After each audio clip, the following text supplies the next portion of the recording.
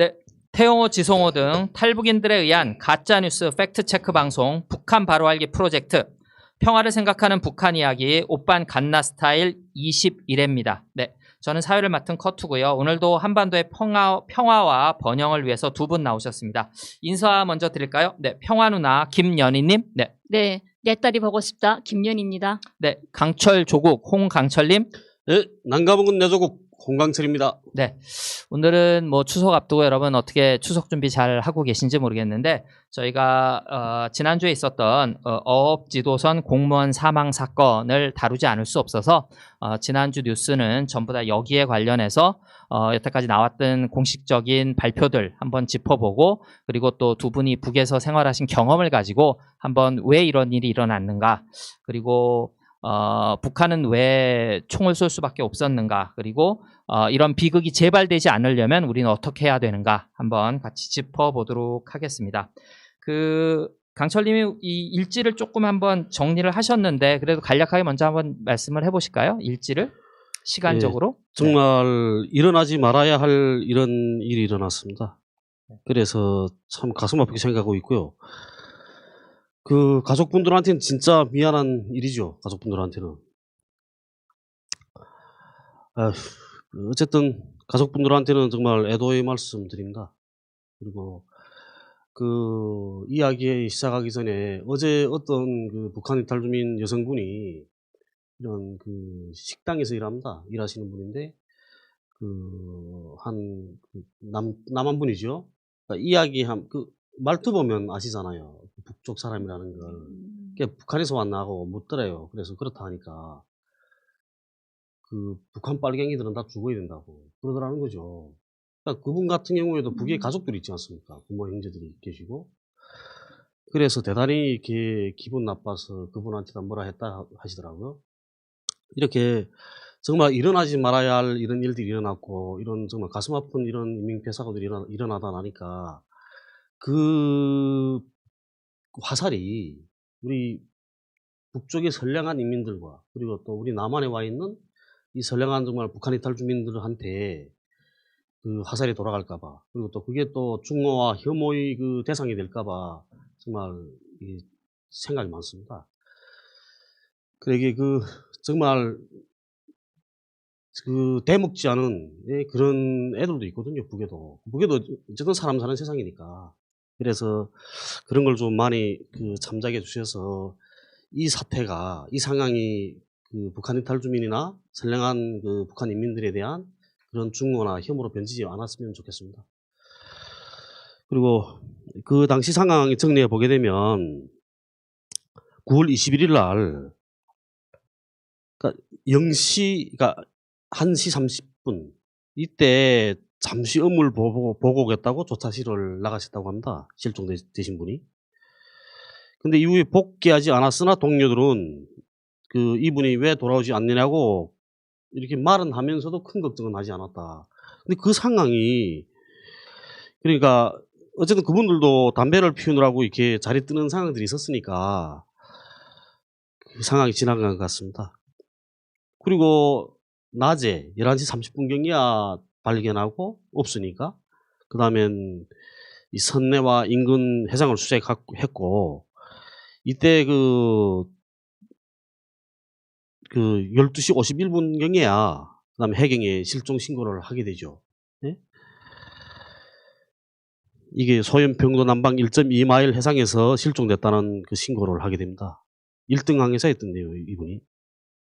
그러니까 그때부터 해양경찰하고 항공기가 20여 대가 투입돼서 수색을 진행했고 실종자는 발견하지 못했다고 합니다. 그러니까 아마 이분이 그러니까 해양경찰이나 이 항공기도 같았겠죠. 이때 당시 조류를 따라서 이분이 사라진 장소에서부터 조류 따라서 이렇게 수색을 했을 겁니다. 그러니까 아마 북쪽으로 들어간 걸 보지 못했던 것 같기도 하거든요.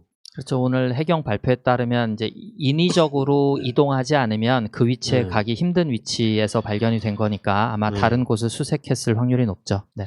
저도 처음에는 무슨 그 사람이 그 물때도 맞지 않는데 북으로 갔겠나 이런 생각을 했었거든요. 그런데 보니까 곰곰이 생각해 보니까 그거 맞는 것 같아요. 어쨌든 그리고 22일 날에 3시 30분, 오후 3시죠. 오후 3시 30분에 그때 등산곳 그 북한 쪽에 등산곳 그 해상에서 이 북한 수산사업소 선박이 이 실종자로 발견한 것으로 추정하고 있고요. 그런데 이게 보게 되면 그 이후에 이제 15시 30분에 이제 그 발견하지 않았습니까? 발견한 걸로 추정하고 있지 않습니까? 그런데 그 21시 40분경, 그러니까 6시간이 지났죠. 예? 그 경에 북한 경비정이 나와서 총격으로 이렇게 살해한 거로 추정하고 있다고 한다. 네. 근데 보게 되면 네, 지금 아마 화면에 그 사건 일지가 좀 보이실 거예요. 네. 네. 계속 말씀하시죠, 강철님. 네. 그런데 인민군에 정강보고 체계가 있거든요. 아마 이 국군에도 있을 겁니다. 정강보고 체계가. 대긴급 정강, 뭐, 예? 그 다음에 긴급 정강, 일반 정강, 이렇게 나누거든요. 세 가지로. 근데 대긴급 정강 같은 경우에는 10분 안에 총참모부까지 보고하게 되어 있습니다. 그러니까 이와 같은 상태는 대긴급 정강이거든요. 예? 어쨌든 그러니까 북측 수역으로 그 남한 사람으로 보이는 사람이 어쨌든 들어오지 않았습니까? 간첩이든 월북자든 상관없이, 그러니까 이런 경우에는 대긴급 상황에 속하거든요. 그러면 선박에서, 북한 선박에서 이분을 발견했을 당시에 벌써 총참모부에 보고됐을 겁니다. 총참모부에 보고하고 경비정이 출동한 거죠. 그 해역으로. 그러니까 이미 경비정이 출동했을 때는 총참모부의 어떤 지시를 받고 내지는 이미 보고가 간 상태에서 네. 도착했을 거다. 네. 보고한 상태에 출발한 거죠. 네. 그리고 이해되지 않는 게 있더라고요, 보니까. 그러니까 9시 40분경에 이분을 사살했다 하지 않습니까? 네. 그런데 그러면 경비정이 도착해서 이분을 도착하자마자, 그러니까 총참모부에서부터 사살하라는 그런 명령을 지시를 받았으면, 네, 만약에 그랬다면. 네, 만약에 네. 그랬다면 현장에 도착하면 그 즉시 사살해야 되는 거죠. 그렇죠. 위에서 지시가 있었다고 하면. 네. 네. 그런데 그 국방부 발표 자료를 안 봐도 그분을 부유물에 계시는 분을 데리고 가다가 끊어져서 뭐 어쩌고 뭐 이런 발표가 있더라고요. 네, 뭐 조사하고, 네네. 예, 그러면 이거는 위에서 지시한 게 아니라는 거죠. 이미 전에 그 경비정이 출동할 때 당시에 총참모부로부터 지시를 받았을 겁니다. 그거는 어떻게 하라고. 네. 그러니까 사살하라는 지시는 안 받았다는 소리죠. 그렇죠. 처음에 출동했을 때는 사살하라는 지시보다는 뭐 조사해봐라, 사정이 어떤지 봐라, 뭐 조난자인지 월북자인지 뭐 간첩선인지 뭔지 모르니까. 네. 그죠? 이제 가서 확인해보라. 그러니까, 시간이 그만큼 그러니까 6시간이 걸린 거죠. 네. 네. 그리고 또 보게 되면 이렇게 저도 이 잠복근무를 한번 서봤거든요, 많이. 네. 우리 한 주일에 한 번 이상 나간다. 그 군관들도. 근데 잠복근무 서면서 보게 되면 오판할 때가 많죠. 상황을. 그래서 사격할 때도 있긴 하거든요. 보면. 아마 제 생각에는 이 경비정 정장이 처벌받았을 것 같습니다. 이 정도 되면 처벌받거든요. 저 같은 경우에도 사격해 본 적이 있습니다. 중국인들한테 국경에 있으면서. 우리는 하도 국경이니까 그런 거죠. 그러니까 체포하는 그런 단계가 있는 겁니다. 누구야. 그래서 3번 하거든요. 누구야를 3번 반복하게 돼 있는 겁니다. 그게 규정입니다, 이거는. 경기근무 규정. 3번을 반복해서 서지 않으면 사격하는 거죠. 그 경우에도 공탄이 있거든요. 3발이. 공탄 3발이 있으니까 이 친구들은 지금 전년이니까 여기는 서해바다는 다 전년이거든요. 그러니까 저 평북도 쪽에도 전년입니다. 전년 취급한단 말이에요. 그러니까 얘들은 공탄이 몇 발 들어가 있는지 모르겠는데 우리 국경 같은 경우는 3발이 들어가 있습니다. 3발 공탄을 쏘는 겁니다. 3번을 쏴서 그래도 안 쏘면 그 다음에 실탄 사격하는 거죠. 우리가. 근데 발표를 봐도 공탄 2발을 쐈다 하거든요. 그걸 보면 이건 경고사격을 한 겁니다. 경고사격을 했는데 이상 행동을 계속하니까 사격을 하지 않았나. 이런 생각이 들기도 하거든요, 저는. 그러니까 이제 우리가 뭐 자세한 상황을 알 수는 없지만 합리적으로 지금 가족분들도 들으시면서, 왜냐하면 처음부터 지시를 받고 내려갔다 그러면 발견하는 즉시 사살 조치를 취하고 다른 것을 하지, 예. 굳이 그렇게 밤이 될 때까지 9시 40분 뭐 10시가 될 때까지 그렇게 시간을 지체할 이유도 없을 뿐더러, 그리고 이제 뭐 끌고 가려고 한다거나 이렇게 하면서 이제 그 강철님이 말씀하셨듯이 이제 대화를 나누는 그 사람과 대화를 나누는 조, 그리고 옆에 감시조가 있고 정장이 있고, 아마 감시조에서 우리도 왜 군대 갔다 오신 분들은 대부분 비슷하실 거예요. 이제 경계 근무 쓰면 지금 말씀하신 거랑 거의 비슷하거든요. 우리도. 그건 네. 어느 나라 군대나 비슷합니다. 네네네. 그러니까 이제 그런 조치에 따라서, 그런데 뭐 철책 근무라든지 위급 상황에 닥치면 사람이라는 게 실수를 하거나 혹은 그 정장이 오판을 하거나 이럴 네. 수 있다라는 거죠. 그러니까 네. 야간에 잠복근무 서다가 단속탁 하지 않습니까? 누구야 딱 해서 체포탁 하게 되면, 그러면 네. 잠복근무를 서는 사람은 어떤 생각을 하냐면 저건 적이라는 생각을 먼저 하거든요. 적이라는 생각. 그러니까 월북해서 왔다, 월북하자고, 그러니까 뭐 공화국이 좋아서 왔습니다 이렇게 말하든지, 예? 나는 뭐 간첩이 아닙니다 이렇게 아무리 그렇게 말한다 하더라도 이 단속자는 적이라고 늘 생각하고 있거든요. 그러니까 그런 이 불미스러운 일들이 생길 수는 있는 거죠. 우리 같은 경우에도 보게 되면 이 국경警비대도 총 자주 쏘거든요. 96년도에 자주라기보다도 몇 번 그 일들이 있었습니다. 중국인들을 사살하는 일들이. 그러니까 96년도에 그 중국인 사살했는데 2명 죽였거든요. 그러니까 이 중국인이 그 청송이라는 평양북도 삭주군 청송 노동자고, 거기에 청송이라는데 거기에 그 마을에 친구가 있은 겁니다. 중국 사람. 그러니까 예전에는 이렇게 다녔으니까. 그러니까 그 사람이 그 친구 생일이 돼서 놀러 왔거든요. 놀러 와서 그 집에 술 먹고 나가는데 경비대가 단속한 겁니다. 단속하니까 경비대는 놀렸죠. 중국 사람들이. 그러니까 북한 땅에서 지금. 니들이 총 한번 쏴봐 하면 이렇게 도망친 겁니다. 그러니까 경비대가 이 새끼 쏘라면 못 쏴네? 못 쏠 줄 알아? 그렇게 하고 우리 공탄 3발 꺼내고, 공탄은 이게 공급이 잘 안 되거든요. 그러니까 공탄 오버라도 공탄 쏘게 되면 욕 굉장히 먹습니다. 그러니까 공탄 3발 꺼내고 그 다음에 실탄은 그 장진하고 쏜 겁니다. 얘가. 그러니까 얘들이 잠복근무 나가게 3명인데 쏘니까 그 다음에 중국인이 진짜 쏘는 줄 알았는데 그러니까 뿅 하고 지나가는 거지. 그러니까 배에 엎드린 겁니다. 근데 야학이 올랐으니까 거기다 냅다 쏴버리고 말았죠. 그래가지고 중국인 2명이 그때 돌아가셨거든요. 그런 일도 있었고, 국경도 이렇게 저도 총 쐈거든요. 그러니까 이렇게 순간적으로 사람이 저 상황 판단을 제대로 못해서 그런 일들이 일어날 수는 있는 거죠. 그래서 뭐 조심스럽긴 합니다만, 이제 만약에 진짜 뭐 위에서 지시가 있었는지 아니면은 현장에서의 판단 착오인지, 뭐 그럼에도 불구하고 저희가 서두에 말씀드렸지만 뭐 피습 사건이 있었고, 북에서도 지금 아마 뭐 그런 식으로 발표를 했고 또 통지문을 보냈고, 그런데 우리가 이것을 확대 해석해서 이제 과연 뭐 확대 해석해서 뭐 그 어떤 이제 뭐 국힘당처럼 뭐 이걸 바라볼 거냐, 아니면 뭐 가족분들 중에서도 북한을 어떻게 바라보느냐에 따라서 시각이 좀 갈리실 것 같은데, 끝까지 한번 얘기를 들어보시고 다른 우리 사항들을 좀 뉴스들을 보면서 끝에 다시 돌아가서 한번 우리가 정리를 해보죠. 뭐 이 정도 해서 된 것 같고, 왜냐하면 하루하루 바뀌면서 오늘 이제 해경에서도 월북 의사가 있어서 이분이 이동한 것 같다. 뭐 사유는 뭐 방송에서 나왔듯이 뭐 개인적인 여러 가지 사정이 있었던 것 같고, 한번 사정을 끝까지 보죠. 그런데 이런 와중에 이제 이 사건을 우리가 어떻게 바라보느냐, 진실규명, 사실규명도 중요하지만 이 비극의 재발을 혹은 이걸 이용해서 좀 팔아먹으려고 장사를 하는 사람들이 있어요. 이제 태영호 씨가 이제 국회 외통위에서 뭐라고 그랬냐면, 내가 서울 한복판에서 죽어도 김정은 편지 한 장이면 끝납니까?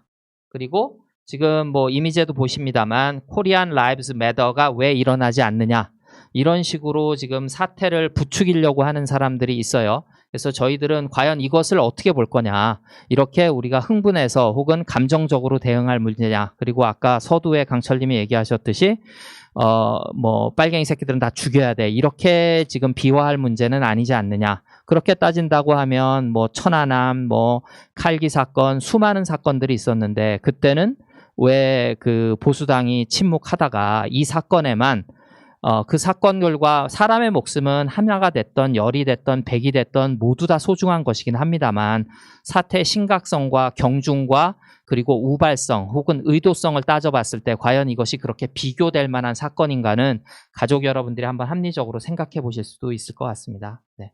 그리고 또 그 북에서 의외로 빠른 시간 내에 통지문을 보냈어요. 그런데 이 통지문을 뭐 성창경 TV, 강명도 TV, 정성산 TV, 안찬일 TV 등등에서 전부 다 간이다, 가짜다, 통지문이 심지어는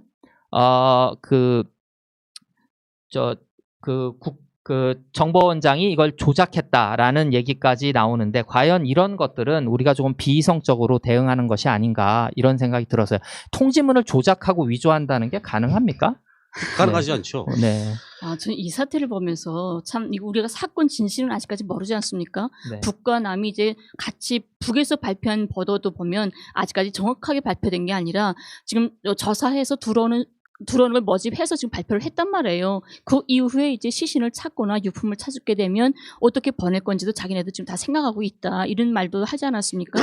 그래서 우리가 각자에서 어떻게 최선을 다해서 이렇게 찾자. 이런 의미인데 그 사건은 정말 좀 안타깝고 그런 사연이지만 진실은 아직 모르고 좀 더 지켜봐야 되는 거지만 아직까지 정확히 발표되지도 않은 사건 가지고 남쪽에서 하나의 어떤 정치적인 어떤 자기네 권력의 어떤 써먹기 위한 이런 모습이 참 저는 안타까웠어요. 우리가 이 사건이 처음 있은 일이 아니라 예전에도 남북 간에는 이런 일이 많지 않았습니까? 칼기 사건. 남쪽 대한민국 국민이 수백 명의 사람들이 죽지 않았습니까? 근데 그 사람들이 죽었을 때 김현이라는 북쪽 사람이 폭파했다고 공식 발표를 했어요. 뭐 국제 무대에서도 막 그렇게 됐고. 그런데 그 자기네 국민이 수많은 사람들이 죽었는데도 왜 또 정말 가해자는 김현이를 잡았는데도 북정부에다가 너네 공식 사과해라라는 말을 한마디도 안 했다는 겁니다. 남쪽 정부가 그때는 왜 누구도 한마디도 안 했을까? 그리고 또 무슨 일이 있었냐면 2013년도에 그때 박근혜 정부 때죠. 2013년도에 임진강을 통해서 월북하려고 했던 남쪽의 남자 40대 남자가 월북하려고 임진강으로 가는 거를 그 한 명을 넣고 돌아서라니까 돌아서지 않으니까 30명의 병사가 수백 발을 쐈답니다. 그 한 명한테. 근데 그때 당시에 국방부가 뭐라고 하냐면 이거는 그 적경지대에서 도망치는 자에 대해서는 사격해도 무방하다라는 거 발표를 합니다. 그때 네티즌이 어떤 말을 하냐면 우리가 사형제도도 이제는 사형도 안 하는데 이렇게 무기도 갖추지 않은 비무장한 사람한테 사살한 데 대한 거는 정말 너무한 거 아니냐. 너무했다라고까지 그런 말이 나가니까 그때 다른 모든 언론은 이건 당연한 거다. 당연한 적절한 조치였다라고 언론은 몰아갑니다. 그때 당시 2013년도에. 근데 그때와 지금 모습은 엄청 다른 모습을 보여주고 있어요. 그러니까 이게 뭐가 잘 됐다 못 됐다가 아니라 이게 한반도 분단이 있는 한 이런 일은 내일에 또다시 있을 수 있다는 겁니다. 칼기든 뭐 천안함이든 무슨 이런 이번에 서해 사건이든 뭐든 분단이 있는 한 계속 일어나는데 이것을 하나의 자기들 정치적 목적으로 쓰여먹는 이번에 난 정말 놀랐던 게 뭐냐면 국민의 힘인지 국민의 암인지 하여튼 뭐 국민의 뭐가 있다고 하는데 그 사람들인 줄 알았어요. 정의당의 김정대라는 의원이 그 함선을 격파했어야 되는데 왜 못했냐 이렇게 들고 나옵니다. 정의당에서. 그래서 정말 놀랐거든요. 정의당에서 이런 목소리 나올 수 있나? 이런 게. 그래서 이게 참 이걸 난 또 여기서 정말 가슴 따뜻하게 느꼈던 게 뭐냐면 그 유가족 형이 있죠. 그 형이 그럽니다. 북에서 이 버더문이 나오니까 나는 그 사과문을 받아들이겠다. 그리고 이번 기회로 해서 이게 정말 격양되어 있는 남북관계가 조금 좀 풀렸으면 좋겠다라는 희망을 표시합니다. 저는 그게 바로 대한민국이나 북이나 남이나 우리 민족의 기본 성향이라고 봐요. 우리는 자그마한 희생해서 그걸 그냥 안고 그걸 어떻게 전쟁을 일으키고 이런 게 아니라 정말 희생은 아프지만 그것으로 해서 우리 한반도가 우리 민족이 함께 할 수 있는 큰 이득이 있다면 좀 더 내리쓸고 감사할 수 있는 이런 게 바로 우리 민족의 마음이 아닐까. 전 그 유가족분한테 정말 감사한 마음이었어요.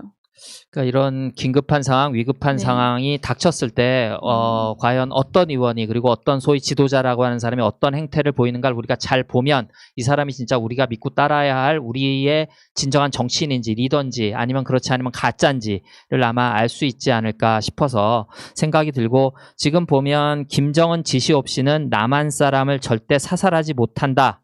뭐 어디에 나왔겠습니까? 네, 조선일보 기사고요.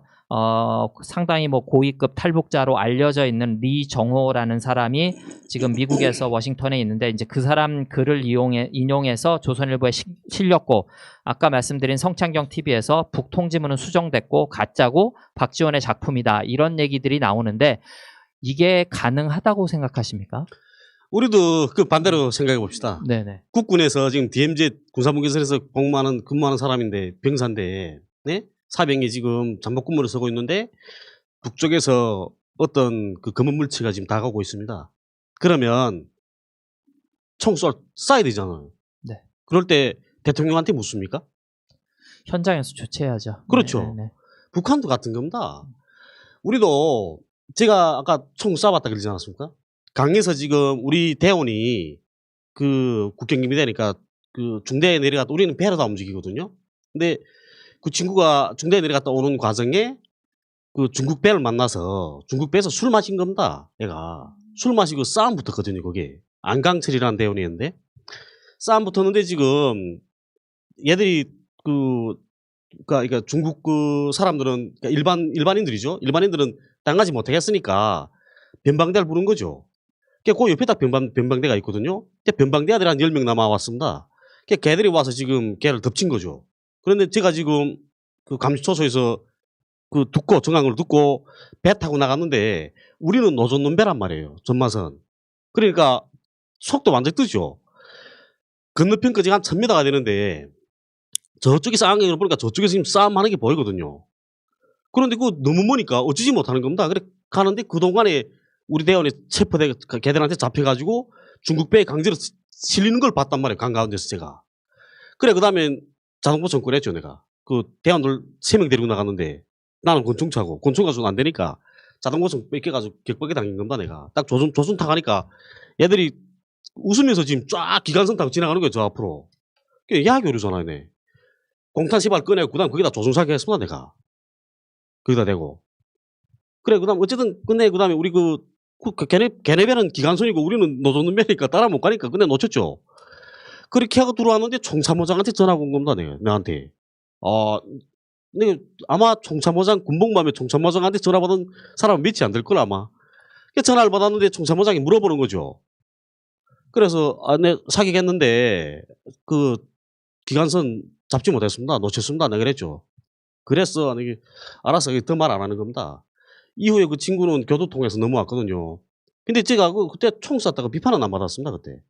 그런데 그때도 같거든요. 그거는 그 상황을 내가 판단하고 내가 사격하는 거지. 물어보는 게 아니라 말이야. 그런 건.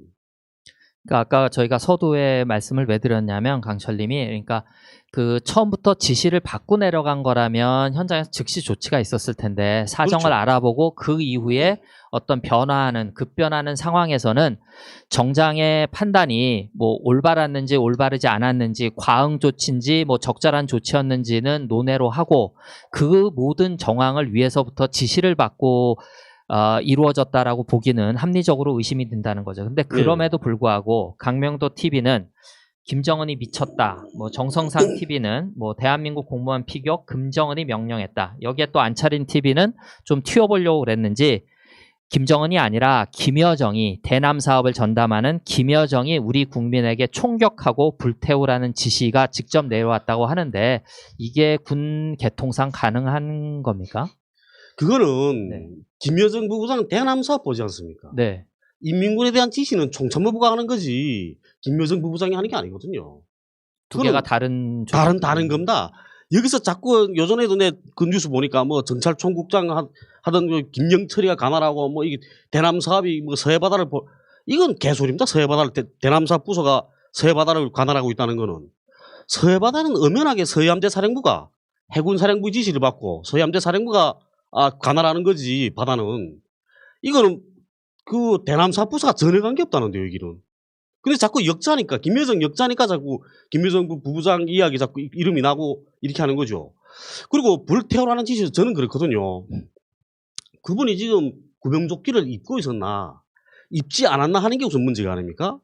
근데 그 배에서는 등록된 그러니까 보급된 구명조끼 중에 거기는 없어진 게 없다 그러지 않습니까? 네, 그렇게 발표나왔습니다. 네, 그리고 그렇다면 그분이 낡은 구명조끼를 입었을 수도 있는 거죠. 네, 네? 비상용으로 비추는 네, 실내 들어서 그럴 수도 있으니까 이건 어쨌든 제 생각입니다. 미천한 저희 생각이긴 한데 그렇다면 이렇게 부유물 위에 있는 상황에서 만약에 사격했다면 걔들이 탐조등 딱 비치고 사격했을 겁니다 아마. 그러면 거기서 12발 총탄 맞게 되면 떨어지죠. 떨어지면 이 구명조끼를 온전한 구명조끼 입고 있으면 그러면 물에 뜨는 겁니다. 사격당에서도. 물에 가라앉 안 하거든요. 그런데 낡은 거면 다를 수 있죠. 우리가 흔히 보게 되면 나도 초소 있을 때 우리도 배탁도 하니까 그랬거든요. 구명조끼 새 거 입게 되면 이게 뻣뻣해가지고 이렇게 움직이기 완전히 불편하단 말이에요. 그러니까 낡은 거 입으면 이건 또 말랑말랑하니까 쉽죠. 낡은 거는. 그러니까 대체로 입으면 낡은 거 입지 새 건 잘 안 입거든요. 신입병사들한테 대체로 입히죠. 걔들한테는. 그렇게 하는데 그렇게 되면 총탄 12발 정도 맞으면 이게 은은할 수는 있죠. 부유 능력이 많이 또 떨어진 네, 상태일 그렇죠. 거니까. 네. 그러니까 그것도 뭐 3, 40m 앞에 쐈으면 관통했을 거 아닙니까? 그러니까 그럴 수는 있는 겁니다. 그러니까 그게 부서지면 그 사람 그 시신이 물에 잠길 수는 있죠. 근데 구명조끼 입고 있는 상태에서는 그렇게 안 되는 겁니다. 그래서 아마 군에 다녀오신 분들은 왜 저희 철책근무나 경계근무 쓰다 보면 그 이렇게 뭐 저 멧돼지나 노루 많이 잡아보신 분들 있을 거예요. 왜냐면 밤에 이제 긴장한 상태고 밤에 있으면 이제 특히 뭐 신입병 때는 그런 오발 사고들도 많이 있을 수 있고, 그리고 여기서는 뭐 정확히는 모르겠습니다만 돌아가신 분에게 그분이 어떤 이상 행동으로 뭐 이런 어떤 과잉 대응이 나왔을 수도 있고, 그리고 이제 또 한 가지는 저희가 아무래도 특히 저 같은 경우는 아니면 대부분 육군 생활을 하니까 해군에서는 어떤 과연 조치가 있는지 이게 합리적으로 가능한 건지는 저도 100% 확인할 수는 없습니다만, 아까 정의당의 김종대 의원 말씀하셨는데 저 개인적으로 이제 서해전쟁이라는 그분이 쓴 책을 되게 인상 깊게 읽었고 많이 배웠는데, 거기서 그분이 서해전쟁에서 뒤에도 나옵니다만 그런 얘기를 하시거든요. 우리가 정리한 거에도 있습니다만 바다는 육지와 다르다. 선으로 지킬 수 있는 것이 아니라 면적으로서 어떤 보호하고 평화수역을 만들고 이런 말씀을 하셨던 분이 지금 그 사건을 가지고 아까 연희님 말씀하셨듯이 그때 그 어선을 한포사격으로 날려버렸어야 한다는 말씀은 과연 이게 합리적인 대응이라고 보기는 좀 어려울 것 같은데요. 저는 이번 계기를 통해서 다시는 이런 일이 있으면 안 되는 거 아닙니까? 우리가 뭐든 8천만이 바라는 거는 이게 잘잘못을 떠나서 다시는 이런 건 국보하고 없애자, 이런 게 기본 문제일 건데, 이 기회를 타가지고 진짜 좀 김정대 의원이라든가 또 특히 이 탈북이 뭐 안찬일이든 강명도든, 아니 이거 안찬일 이분은 제 42년 전에 와가지고 지금 김여정 옆에 딱 앉아 있었던 모습 같아요. 명령하자마자 10분 만에 그 앞에 있었던 것 같은데, 너무 얼마나 웃기는지 리정호라는 사람이 있지 않습니까? 아까 사회자분도 말씀하셨는데 뭐 최고위급이었다 차관급이었다, 그건 뻥이고요. 차관급은 아니고요. 대웅 천국 안에 산하의 어떤 부서에 국장을 했었어요. 했다가 너무 하도 이렇게 수준이 따라 못하니까 그래서 다른 자리 밀려난 게 저 대련인 어디죠? 그 중국 말로는 좀 다르던데, 거기에 회사에 지사로 나가 있습니다. 지사장으로 나가 있다가 거기서 부도가 나고 자금 사고가 나게 돼요. 자금 사고 나가지고 어쩔 수 없이 해결을 못 하겠으니까 그 나머지 국가 돈을 횡령해가지고 도망쳐온 사람입니다. 이건 범죄자예요. 2016년인가 왔을 거라 제가 알고 있는데, 도망쳐서 남쪽에서 살다가 다시 뭐 살아 배기지 못하겠는지 미국과 어떻게 해가지고 다시 미국에 갔던 사람, 현재 미국에서 일본이요 뭐요 서방의 이런 잘못된 언론들과 인터뷰하면서 북을 비난하는 이런 사람인데요. 원래 처음에는 좀 조금 뭐 객관적인 말도 좀 한다라고 생각을 했었는데 나중에 보니까 완전 험악한 사람이더라고요. 근데 이렇게 북에서 태영여처럼, 우리가 태영어 미소년자 강간하고 국가 자금 횡령하고 이런 범죄 행위가 있다고 말을 하지 않습니까? 우리가 정확히 모르겠지만은 북에서 발표하는데, 이렇게 범죄를 저지르고 도망쳐온 사람한테서 우리가 어떤 말을 믿어야 될까? 이 사람들이 어떤 진실을 말을 할까? 또 여기 강명도라는 사람이 김정은 미쳤다라고 지금 방송을 했는데요. 여기서 기본이 뭐냐면 친서에서 대한민국 대통령 문재인 이렇게 썼지 않았습니까? 우리 조선민주주의인민공화국 뭐 김정은 해가지고 친서를 교환했는데, 이거 지금 미치지 않고 이렇게 못 쓴다는 거죠. 단 한 번도 대한민국이란 말을 쓴 사람이 없는데 이게 난생 처음으로 대한민국 대통령이란 말이 들어갔다는 거예요. 그러면서 미쳤다 하는데, 이 강명도가 미친 거예요.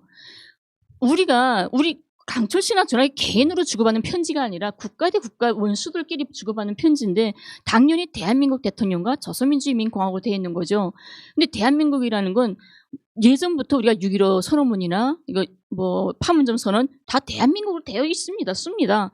더 중요한 거는 2017년도인가요? 아시안 여자 월드컵 예선 경기가 평양에 있었습니다. 김일성 경기장에서 했는데 그때 당시 한국과 인도가 예선 경기했는데 한국이 이겼어요. 이기자 그 김일성 경기장에 태국기가 올라가고 남쪽에 애국가가 울렸습니다. 태국기 개항이 되고 그 온 평양 시민들이 그 김일성 경기장에 있던 사람들이 다 보고 TV를 다 봤단 말이에요. 평양 사람들이 그 정도로 공개했습니다. 대한민국이란 말도 이미서부터 썼고, 근데 강연들은 한 번도 쓴 적 없는데 이번에 처음 썼다고. 이거 미치지 않고는 못한다. 예전부터 좀 침해하고. 경기장 전광판에도 대한민국이라고 쓰지 이렇게 하면 무슨 남조선 하겠습니까? 그러니까. 그러니까 강명도 없을 때 그런 일이 있었으니까 강명도 모르는 거죠. 난 그러니까 이런 디테일을 가지고 마치 엄청난 사실일 것처럼 네. 부풀리고 이제 그렇죠. 가짜 뉴스에 여러분이 좀 속지 않으셨으면 좋겠고, 그러면서 주영호 국민의당 원내대표가 북에 경고 한마디 못하는 사람이 대한민국 대통령일 수 없고, 북사과문은 사과문이 아닌 미안문이며 북사과 통지문 하나에 초상집이 잔치집이 됐다. 예비역 장성들 모임인 대한민국 예비역 장성들 모임인 성우회가 있습니다. 성우회에서 무용지물이 된 9.19 군사합의를 즉각 폐기하라라고 얘기했고, 김진호 전 합참의장, 김대중 정부 시절 합참의장을 지낸 사람이 우리 군의 대응이 잘못됐다 이런 얘기들을 하셨는데, 이런 지금 위난은 닥칠 수 있습니다. 우리가 의도하니까. 우리가 세월호 사건을 얘기할 때도 세월호 사건의 물론 과정들의 여러 가지 의혹들도 있습니다만, 우리가 더 초점을 갖추는 건 사고가 났을 때 그 이후에 어떤 반응을 보였느냐, 어떻게 이를 수습했냐를 보는 것이고, 그렇죠. 지금도 이 사건이 났는데 예비역 장성들이, 그러면 이 사람들이 지금 전자권도 없는 나라에서 전시작전권 가져오란 얘기도 아는 사람들의 얘기를 누가 권위를 실어서 믿어주겠습니까? 안철수 씨 얘기가 북한을 싸고 도는 당신들은 모두 최순실이며 정세현 전 통일부 장관님을 따라에게 즉각 인사조치하라라고 안철수 씨가 요구했습니다. 이유는 사망하신 피해자와 가족들에게 굉장히 유감스럽고 불행한 일이지만, 정세현 장관님이 이렇게 얘기를 하셨어요. 전 장관님이 전화 위복의 계기가 될 수 있다라고 얘기했기 때문에 안철수 씨가 정 수석 부의장, 지금 현재 평화통일자문위원회 수석 부의장님을 인사조치를 요구했습니다. 이건 당연한 얘기 아닙니까? 그 문재인 대통령님도 그 어제 발표에서 되게 슬프고 비통하고 뭐 안타까운 일이고 정부에서 대응 조치를 잘했는지 검토해 보겠고, 하지만 이것이 우리가 대화로 나가는 어떤 반전의 계기로 만들어야 된다. 당연히 해야 되는 일이 아니겠습니까? 근데 이걸 가지고 정치인들이 이렇게 얘기를 한다는 것이 문제가 되고, 그 다음에 아까 서두에 연희님이 말씀하셨듯이 그 JTBC 인터뷰에서 그 숨진 A 씨의 친형이죠. 이제 그분이 나와서 김정은의 사과를 받아들이며 시신이 송환되기를 바라고 남북 경색의 관계가 풀리기를 희망한다. 뭐 이런 얘기를 하셨어요. 저희 이미지 파일 준비된 거 그냥 올려주셔도 됩니다. 예, 거기 보면 이제 뭐 남북 관계 저희가 그 판단의 주요 정황 같은 거는 이제 뭐 오늘자로 많이 정리가 된 것 같고, 네. 그리고 이제 남북한 주장 차이도 있고, 아직 그 물론 명확하지 않은 부분이 있어요. 특히 이제 시신 훼손 부분에서 아마 감정적으로, 그리고 이제 우리가 대한민국 국민으로서 받아들이기 힘든 점도 있습니다만, 아마 자진월북 시도라든지 총격 상황이라든지 그건 이제 오늘 저희가 조금 말씀을 드렸고, 상부의 지시가 있었느냐 없었느냐도 저희가 오늘 좀 합리적인 의심을 제기해 드렸고, 그 이후의 행동, 그 이후에 부유물을 불태웠느냐, 시신이 훼손됐느냐는 시신이 발견되면 제일 명확하겠지만, 이제 그런 점들은, 근데 이것이 지금 제가 불러드린 주영훈이 예비역 장성대 안철순이 뭐 이런 사람들이 이렇게 얘기할 정도의 사건이냐, 부풀릴 일은 아니라고 생각이 듭니다. 네. 그러니까 시신의 경우에도 그렇죠. 그 이제 만약에 12발의 총탄 맞았으면 그 부유물이 크진 않았을 거예요. 그러면 떨어졌잖아, 바닷물에. 그렇다면 그 해군 애들이 거기로 탐조동 비치 가봤을 거란 말이에요. 그리고 그 시신을 건지자고 갔을까? 이런 생각도 들어요, 저는. 그러니까 코로나로 웃으면 되는데, 우선 이게 남측 사람이다 하면 쟤들은 그렇게 하잖아요. 그러니까 그것도 저는 이게 합리적이지 않다고 생각하거든요. 그러니까 부유물은 태웠을 수 있죠. 그거는. 네, 통지문에도 그렇게 내려왔고. 그거는 확실하게. 네. 그리고 쟤들은 그런 거잖아요. 그 북쪽은 그렇죠, 또. 했으면 했다 하죠. 안 했으니 다 인정을 한 마당에 우리가 태웠습니다. 코로나 때문에 태웠습니다. 이렇게 말하면 되는 거잖아요. 이미 사살을 했다고 인정했기 네, 때문에. 사살했다 인정했는데 인정한 마당에 시신은 안 태웠다 이렇게 말은 안 한단 말이에요. 그것도 부유물 자체도 그러잖아요. 코로나 때문에 우리는 태웠다. 네, 이렇게 말하잖아요. 그러니까 시신도 코로나가 의심돼서 우리는 태웠다 이렇게 말하면 되는 건데 안 태웠다고 말할 이유는 없다고 생각하거든요.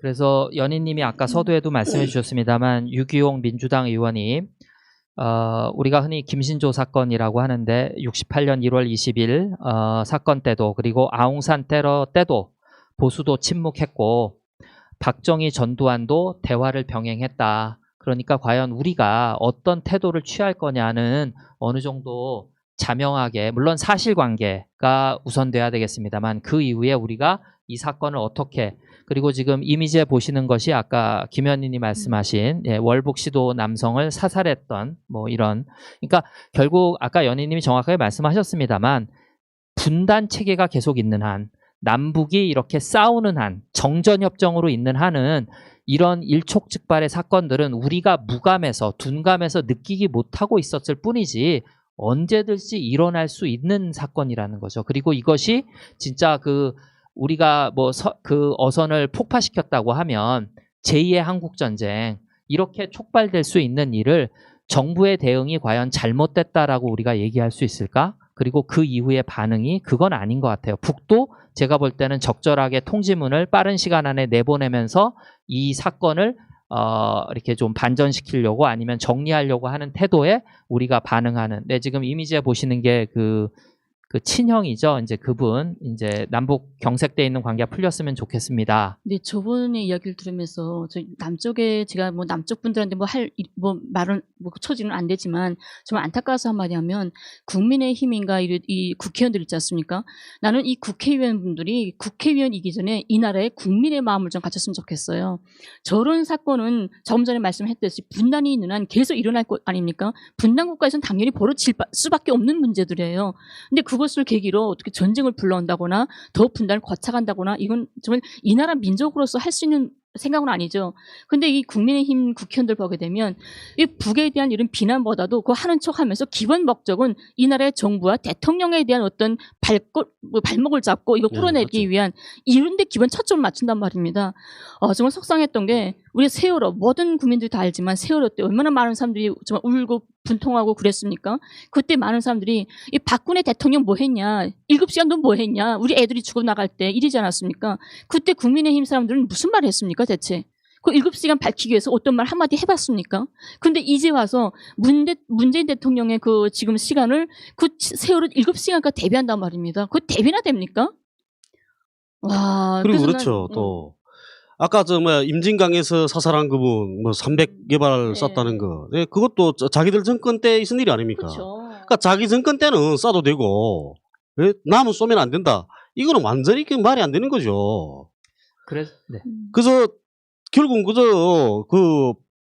우리 발 뒤축 발 잡아당기는 거. 네? 네. 그거밖에 안 되는 겁니다. 그 발목 잡아당기기. 네, 발목 잡아당기는 거. 자기네 목숨 쓰러져가는 목숨을 연명하기 위한 아우성밖에 안 보여요. 이거는. 그래서 저희가 이 방송 처음에 시작하면서부터 틈날 때마다 말씀드리는 게 민주주의의 완성은 화해와 그리고 한반도의 평화와 그리고 이제 저희가 통일이라고 말씀드리는데 가족분들 중에 현실적으로 통일이 되겠어 이렇게 생각하시는 분들도 있는데 여기서 말씀드리는 통일이라는 건 자유로운 왕래 그리고 서로 신뢰할 수 있는 국가 그래서 이 세상의 그 어느 나라보다도 우리가 친하게 지낼 수 있는 믿고 의지할 수 있는 나라를 얘기하는 거지 꼭 하나의 정권으로 통일 이런 말씀을 구체적으로 드리는 건 아니에요. 이제 그것은 그 다음에 또 우리가 결정해야 될 문제고. 근데 지금 이러한 분단 상황으로는 지금 당장 이 사건을 통해서도 보듯이 어떠한 정권도 이 레드 컴플렉스에서 우리가 그렇게 오랫동안 잊었고 극복했다고 생각했던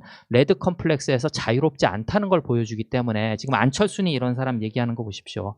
그래서 이제 문재인 대통령님이 이제 그 긴급 안보장관 회의를 주재하고 남북 공동조사를 요청했어요. 이제 이것이 어떤 반전의 계기가 되지 않을까. 그리고 이제 저희가 이미지 화면 되면 올려드리겠습니다만 그러면서 이제 청와대에서 남북 공동조사를 공식 요청했고 네, 해경이 이제 발표한 실종 공무원 월북 판단이죠. 그래서 이제 여기까지는 아마 국방부 조사도 우리 그랬잖아요. 처음엔 국방부 조사도 저쪽 보수판이 이런 사람들 안 믿었단 말입니다. 거짓말하고 있다.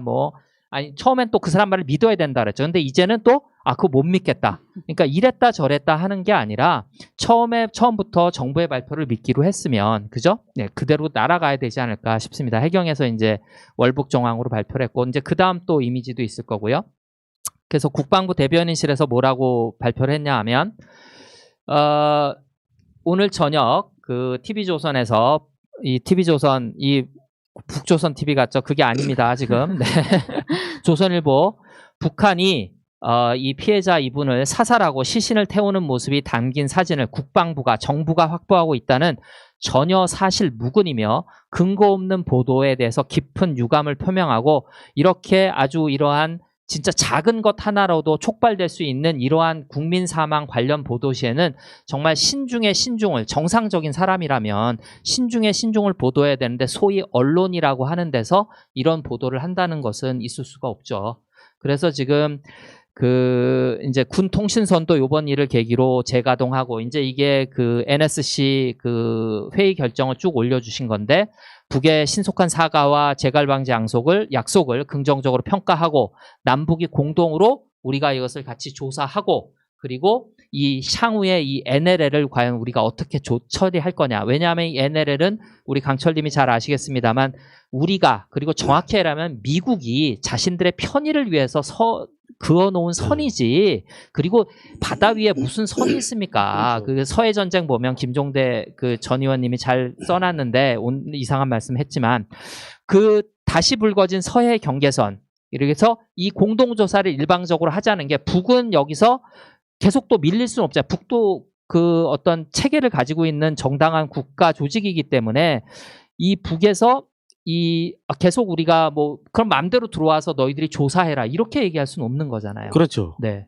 그러니까 그렇게 되면 그 밑에 애들한테 그러니까 밑에 사람들한테 욕 먹죠. 그렇죠. 정부가 그 얼굴이 뭐가 됩니까? 우리는 그런 위치가 그만한 자존심도 없냐 음. 이렇게 나오는 겁니다. 그러니까 그렇게는 못하는 거죠. 네.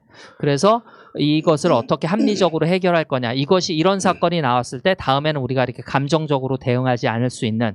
그래서 이 서해 경계선 문제를 요번에 다시 한번 왜냐하면 노무현 대통령님이 진짜 기가 막힌 화해를 만들고 온 거 아닙니까? 그거를 네. 공동 관리하자. 네, 공동 수역으로 그렇죠. 해줄 거지. 네. 그러면 얼마나 좋겠습니까, 그게? 그럼 이런 일도 안 일어나죠. 그렇죠. 네. 네. 그러니까 이거를 무효로 한 사람들이 누굽니까? 쟤들이죠. 그러니까 그놈들이 지금 나타나서 네. 이런 식으로 반응을 보인다라고 하는 게 그리고 저희가, 우리 네. 지금 지금까지 문재인 대통령이 했던 평화의 이 정책 그리고 이런 평화 분위기가 평화 분위기를 깬 것도 국민의 힘 아닙니까? 맞습니다. 그 사람들이 계속 발목 잡아당기고 뒤에서 비아냥거리고 하니까 일이 제대로 안 된 거죠. 예? 그때 그 평화 모드 그대로 4.27 때 그 평화 분위기 그대로 그 평화 바람을 타고 그냥 나갔더라면 이런 일이 안 생기죠. 이런 일이 왜 생기겠습니까? 그렇죠. 그때 노무현 대통령님이 합의했던 그것을 조선일보가 그렇게 딴지 걸고 뭐 NLL 포기는 이걸로 걔네들이 또 재미 엄청 봤단 말이에요. 네. 뭐 김무성이 떠들고 하면서 지난 총선에서. 네. 그러니까 이 사건을 어떻게 우리가 다룰 거냐가 상당히 중요하겠습니다. 사실은 그렇죠. 이 공동 수역하게 되면 남한이 더 이득을 본다. 그건. 생각해 보십시오. 남한의 어선들, 네? 남한 어선들이 북쪽의 어선들보다 더 발전되지 않았습니까? 네? 그리고 오로기구들도 더 많이 발전됐고, 그리고 고기를 더 많이 잡으면 남한 사람이 더 많이 북쪽 사람들이 많이 잡는 거 아니거든요.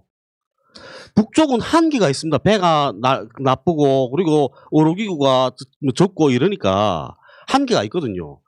그리고 또 공동수역으로 만들면 적어도 무장 충돌은 일어납니다. 그럼요.